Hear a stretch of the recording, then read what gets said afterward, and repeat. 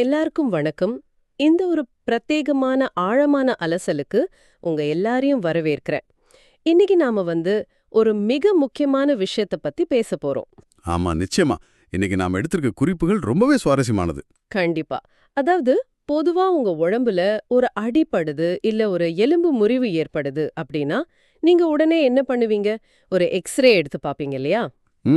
ஆமா. மருத்துவர் அந்த எக்ஸ்ரேவை பார்த்துட்டு எந்த இடத்துல பிரச்சனை இருக்குன்னு துல்லியமா சொல்லிடுவாரு. கரெக்ட். அது கண்களுக்கு ரொம்ப தெளிவா தெரியும். ஆனா நீங்க எப்பவாவது எந்த ஒரு உடல் உழைப்பும் இல்லாம நாள் முழுக்க சும்மா நாற்காலியில உட்கார்ந்து வேலை செஞ்ச பிறகும் ஒரு பெரிய மலையை ஏறி வந்த மாதிரி கடுமையான சோர்வை உணர்ந்திருக்கீங்களா? ஓ, இது நிறைய பேருக்கு நடக்கிற ஒரு விஷயம்தான். உள்ள இருக்கிற பேட்டரி முழுசா தீர்ந்து போன மாதிரி ஒரு உணர்வு வரும். ஆமா. அந்த கண்ணுக்கு தெரியாத ஆற்றல் இழப்புக்கு நாம எக்ஸ்ரே எடுக்க முடியுமா? அதுக்கான காரணத்தை தேடிதான் இன்னைக்கு நாம பயணிக்க போறோம். அக அமைதிக்கும் புறச்செயலுக்கும் இடையிலான மெல்லிய கோடு அப்படிங்கிற ஒரு ஆழமான கட்டுரையை தான் இன்னைக்கு அலச போறோம். ரொம்ப அற்புதமான ஒரு கட்டுரை இது. நம்ம கவனம் எப்படி நம்ம மனசக்தியை நிர்வகிக்குது அப்படிங்கறத புரிஞ்சுக்கிட்டா நீங்க வேலை செய்யற விதமே முற்றிலுமா மாறிடும். கண்டிப்பா. அதனால இந்த அக உலகத்துக்கும் புற உலகத்துக்கும் நடுவுல நடக்கிற அந்த போராட்டத்தை பத்தி நம்ம விரிவா பேசலாம். முதல்ல இந்த கவனத்தின் ஊசலாட்டம் பத்தி கட்டுரையில என்ன சொல்றாங்க? அதாவது இந்த குறிப்புகள்ல ஒரு மிக முக்கியமான விஷயம் பதிவு செஞ்சிருக்காங்க. ஒரு மனிதன் தியானத்துல, அதாவது அக உலகத்தை கவனிச்சுக்கிட்டே இருந்தான் அப்படின்னா அவனை சுத்தி இருக்கிற புற உலகம் கொஞ்சம் கொஞ்சமா அவனுக்கு மறையத் தொடங்கும். ஓஹோ, அப்போ புற உலகத்தை கவனிச்சா அதேதான் நடக்கும். புற உலகத்துல நடக்கிற விஷயங்களை மட்டுமே ஒருத்தன் முழுமையா கவனிச்சிட்டு இருந்தா அவனுக்குள்ள இருக்கிற அக உலகம் அவனுக்கு மறந்து போயிடும். இது ஒரு ஊசல் மாதிரி முன்னும் பின்னும் ஆடுற ஒரு விஷயம். இத படிக்கும் போதே எனக்கு உடனே ஞாபகம் வந்தது ஒரு கேமராவோட லென்ஸ் தான். கேமரா லென்ஸ் ரொம்ப நல்ல ஒப்பீடு. அது எப்படின்னு கொஞ்சம் விளக்க முடியுமா? அதாவது நீங்க ஒரு விலையுயர்ந்த கேமரால ஒரு புகைப்படம் எடுக்கிறீங்கன்னு வைங்க. அந்த லென்ஸை திருப்பி உங்களுக்கு ரொம்ப பக்கத்துல இருக்கிற ஒரு பூ மேல உங்க கவனத்தை குவிக்கிறீங்க. அதுதான் உங்க அகம்னு வச்சுப்போம். சரியா சொன்னீங்க. அப்படி பண்ணும்போது பின்னாடி இருக்கிற மலைகள், மரங்கள், அதாவது அந்த புற உலகம் முற்றிலுமா மங்களாகிடுது. கரெக்ட். அப்படியே அந்த லென்ஸை திருப்பி மலைகள் மேல கவனத்தை வச்சா முன்னாடி இருக்கிற பூ மங்களாகிடும். ஆமா, மனித மனமும் அப்படித்தானே செயல்படுது. ஆனா எனக்கு இங்க ஒரு கேள்வி என்னன்னா, ஏன் மனித மூளையால இந்த ரெண்டையும் ஒரே நேரத்துல தெளிவா பார்க்க முடியல? நம்ம மூளை அவ்ளோ சக்தி வாய்ந்த ஒரு உறுப்பாச்சே. இது ஒரு ரொம்ப அடிப்படையான கேள்வி. மூளையோட திறனை பத்தி நாம கொஞ்சம் மிகைப்படுத்தி புரிஞ்சிருக்கோம் தான் சொல்லணும். நரம்பியல் ரீதியா பாத்தீங்கன்னா மனித மூளை அப்படிங்கிறது ஒரு மிகப்பெரிய ஆற்றல் நுகர்வி. ஓ, நிறைய சக்தியை எடுத்துக்குமா? கண்டிப்பா. அது நம்ம உடம்போட மொத்த எடையில வெறும் 2% தான் இருக்கும். ஆனா நம் உடம்போட 20% ஆற்றலை அதுவே எடுத்துக்குது. 20%? அது ரொம்ப அதிகமாச்சே. ஆமா. அதனால நீங்க அக உலகத்தையும் புற உலகத்தையும் ஒரே நேரத்துல முழுமையான கவனத்தோட பார்க்கணும்னா மூளை 2 மடங்கு ஆற்றலை செலவழிக்கணும். அது உயிரியல் ரீதியா சாத்தியமே இல்ல. ஓஹோ, அதனாலதான் மூளை ஒரு வடிகட்டும் முறைய பயன்படுத்துதா? சரியா சொன்னீங்க. எந்த தகவல் இப்போ ரொம்ப முக்கியம்னு முடிவு பண்ணி மத்த தகவல்களை மூளை தடுத்து நிறுத்துரும். நீங்க கண்ணை மூடி உங்க மூச்சு காத்து கவனிக்கும்போது வெளியில இருக்கிற சத்தம், வெளிச்சம் எல்லாத்தையும் மூளை தற்காலிகமா வடிகட்டிருது. அப்போ இந்த புற உலகம் மறையுது அப்படிங்கிறது ஏதோ தற்செயலா நடக்கிறதில்ல. இல்லவே இல்ல. அது மூளை தன்னைத்தானே பாதுகாத்துக்கிற ஒரு தற்காப்பு அரண். இது ரொம்ப ஆச்சரியமா இருக்கு. கவனம் எங்க ஆழமா வேறுன்றதோ அங்க மட்டும்தான் தெளிவு இருக்கும். இது மூளையோட பலவீனம் இல்ல, அது ஒன்றில் முழுமையா ஈடுபடுறதுக்கான கட்டமைப்பு. 100க்கு 100 உண்மை.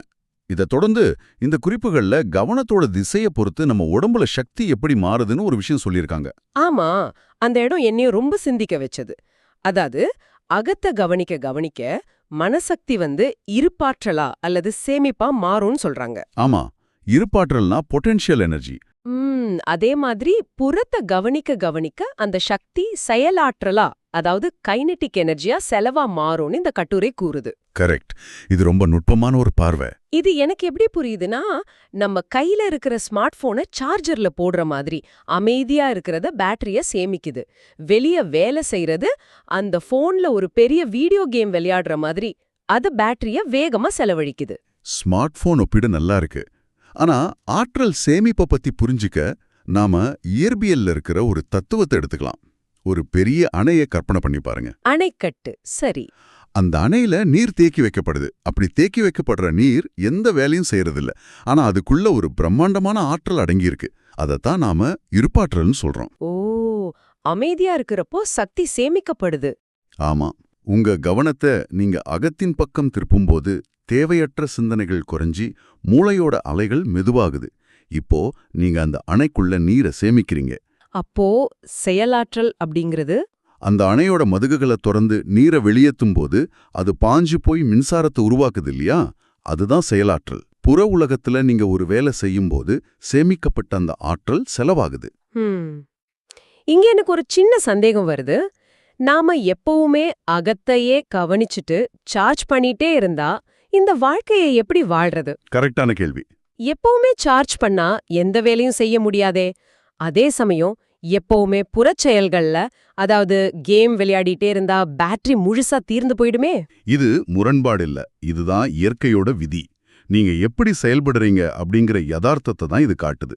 உங்களுக்கு செயலாற்றல் வேணும்னா உள்ளே போதுமான இருப்பாற்றல் சேமிக்கப்பட்டிருக்கணும். மொபைல் போன், அப்புறம் வேலை, சமூக வலைத்தளங்கள்னு தொடர்ந்து செயலாற்றலை மட்டுமே செலவழிச்சிட்டு இருக்காங்க. அந்த ரீசார்ஜ் நேரத்தை முற்றிலுமா தவிர்த்துடுறாங்க. அதனாலதான் நாளோட முடிவுல ஒரு காரணமே இல்லாம ரொம்ப சோர்வா உணர்றோம். நிச்சயமா. சரி, அகமும் புறமும் ஒண்ணுக்கொன்னு எதிரிகள் இல்ல, அது நாணயத்தோட 2 பக்கங்கள்னு புரிஞ்சுது. ஆனா இந்த கட்டுரையில ஒரு பெரிய எச்சரிக்கை ஒண்ணு கொடுத்திருக்காங்க. ஆமா, அந்த தேவையற்ற எண்ணங்கள் பத்தின எச்சரிக்கை தானே. அதேதான். அகத்தை கவனிச்சா சக்தி சேமிக்கப்படும்னு நாம பேசணும். ஆனா அகத்துல தோன்ற தேவையற்ற எண்ணங்களை புடிச்சுக்கிட்டு இருந்தா அதுவே ஒரு மிகப்பெரிய செலவா மாறி புறச்செயல்ல தடுமாற்றத்தை ஏற்படுத்தும்னு சொல்றாங்க. அது எப்படி? நீங்க அகத்தை கவனிக்கிறதுக்கும் அகத்துல எழுற தேவையற்ற எண்ணங்கள்ல சிக்கிக்கிறதுக்கும் நிறைய வித்தியாசம் இருக்கு. ரெண்டு ஒண்ணு இல்லையா? கண்டிப்பா இல்ல. அகத்தை கவனிக்கிறது அப்படிங்கிறது அந்த அணைக்குள்ள இருக்கிற நீரோட அமைதியை கவனிக்கிறது. ஆனா தேவையற்ற எண்ணங்கள் அப்படிங்கிறது அந்த அணைக்குள்ள யாரோ தூக்கி போடுற கற்கள் மாதிரி. ஓ, அது அமைதியை கெடுத்து அலைகளை உருவாக்குமா? கரெக்ட். உளவியல் ரீதியா பாத்தீங்கன்னா, நீங்க கடந்த காலத்தை பத்தி கவலைப்படும் போதோ இல்ல நாளைக்கு என்ன நடக்கும்னு பயப்படும் போதோ உங்க மூளைய ஒரு கற்பனையான புற உலகத்தை உங்களுக்குள்ளேயே உருவாக்கிடுது. அதாவது நான் நிஜமா எந்த வேலையும் செய்யலனா கூட மூளை வேலை செஞ்சுட்டு இருக்கு. ஆமா, மூளை நீங்க ஒரு பெரிய போர்க்களத்துல இருக்கிறதா நம்பி உங்க இருப்பாற்றல வீணா செலவழிக்க தொடங்குது. அமைதியா இருக்க வேண்டிய அகம் ஒரு போர்க்களமா மாறிடுது. இத நான் ஒரு கம்ப்யூட்டர்ல நிறைய டேப்ஸ் ஓபன் பண்ணி வச்ச மாதிரி பாக்குறேன். ரொம்ப சரியான ஒப்பீடு. எப்படின்னு சொல்லுங்க. அதாவது நீங்க ஒரு முக்கியமான வேலைய கம்ப்யூட்டர்ல பண்ணிட்டு இருக்கீங்க. அதுதான் நீங்க செய்யற உண்மையான புறச்செயல். ஆனா உங்களுக்கு தெரியாமலே பின்னணியில பல செயலிகளும் ஓடிட்டு இருக்கு. Background apps. ஆமா, அந்த பின்னணி செயலிகள் தான் நீங்க சொல்ற அந்த தேவையற்ற எண்ணங்கள். அது சத்தமில்லாம உங்க ஆற்றலை உறிஞ்சிடுது. அதனால நீங்க செய்யற அந்த சின்ன வேலை கூட முடங்கி போகுது. சிஸ்டம் லேக் ஆகுது இல்லையா? இதை விட சிறந்த ஒரு விளக்கம் இருக்க முடியாது. பின்னணியில ஓடுற அந்த எண்ணங்கள் தான் உங்க சேமிப்பை மொத்தமா திருடிடுது. அதனால தான் உங்க கவனம் முழுமையா சிதறி போகுது. அப்போ அந்த கட்டுரையாளர் சொல்ற செயலிலே ஏற்படும் தடுமாற்றம் அப்படிங்கிறது இதுதானா? அதேதான். கட்டுரை இதோட நிக்கல. இதோட அடுத்த கட்டத்தை ரொம்ப தெளிவா சுட்டி காட்டுது. புறச்செயல்ல பொறுமை இல்லைன்னா அது தவறாக மாறும்னு சொல்றாங்க. உள்ளே நடக்கிற குழப்பத்துக்கும் வெளியே நடக்கிற தவறுகளுக்கும் உள்ள நேரடி தொடர்பு இல்லையா?